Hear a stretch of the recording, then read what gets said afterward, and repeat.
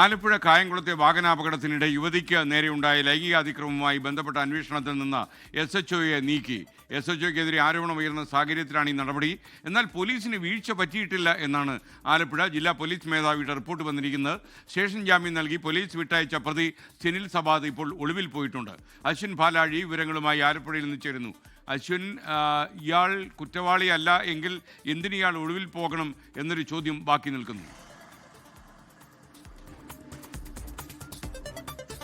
സംഭവം നടന്നിട്ട് ഇന്ന് 10 ദിവസം തികയുകയാണ്. കഴിഞ്ഞ 4-ാം തീയതിയാണ് കായംകുളം KPSC ജംഗ്ഷന് സമീപം യുവതിയും കുടുംബവും സഞ്ചരിച്ച ഓട്ടോറിക്ഷ മറിഞ്ഞ് അപകടം ഉണ്ടാകുന്നത്. അതിനിടെ യുവതിയെ രക്ഷിക്കാനെത്തിയ സിനിൽ സബാദ് ലൈംഗികമായി അതിക്രമിച്ചു എന്നുള്ളതാണ് യുവതിയുടെ പരാതി. സംഭവം നടന്ന ഇത്ര ദിവസം പിന്നിട്ടിട്ടും കാര്യമായൊരു നടപടി പോലീസിന്റെ ഭാഗത്തുനിന്ന് ഉണ്ടായില്ല എന്നുള്ള ആരോപണമുണ്ട്. അത് കായംകുളം SHOയ്ക്കെതിരെയാണ് യുവതിയടക്കം ഈ പരാതി ഉന്നയിച്ചിരിക്കുന്നത്. അതിന്റെ അടിസ്ഥാനത്തിൽ എറണാകുളം DIG കായംകുളം SHOയെ അന്വേഷണത്തിന്റെ ചുമതലകളിൽ നിന്നും മാറ്റി കായംകുളം DYSPക്ക് അന്വേഷണത്തിന്റെ ചുമതല നൽകിയിരിക്കുന്നത്. ഇനിയിപ്പോൾ കായംകുളം DYSP ആയിരിക്കും ഈ കേസ് മുന്നോട്ട് അന്വേഷിക്കുക. നിലവിൽ DGP വാർത്ത പുറത്തു വന്നതിന് പിന്നാലെ DGP ആലപ്പുഴ ജില്ലാ പോലീസ് മേധാവിയോട് ഒരു റിപ്പോർട്ട് തേടിയിരുന്നു. സംഭവത്തിലെ വിശദീകരണം ചോദിച്ചുകൊണ്ട്. ആ റിപ്പോർട്ടിൽ പക്ഷേ ജില്ലാ പോലീസ് മേധാവി മോഹനചന്ദ്രൻ പ്രാദേശിക പോലീസിനെ, കായംകുളം പോലീസിനെ സംരക്ഷിച്ചുകൊണ്ടുള്ള റിപ്പോർട്ടാണ് നൽകിയിരിക്കുന്നത്. ഈ കേസിൽ പോലീസിന് ഒരു വീഴ്ചയുമില്ല എന്നുള്ളതാണ് SP വിശദീകരിക്കുന്നത്.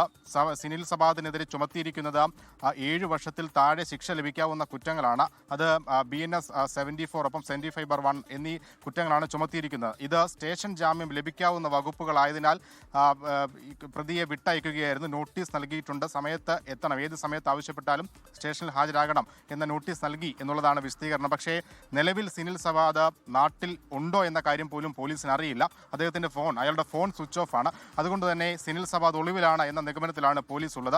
എന്തായാലും ഈ പ്രാഥമിക അന്വേഷണത്തിൽ പോലീസിന് വീഴ്ച പറ്റി എന്നുള്ള ആരോപണം ഈ യുവതിയും ഉന്നയിക്കുകയാണ്. അതിനിടെയാണ് SHOയെ മാറ്റി കായംകുളം DYSPക്ക് അന്വേഷണ ചുമതല നൽകിയത്. SK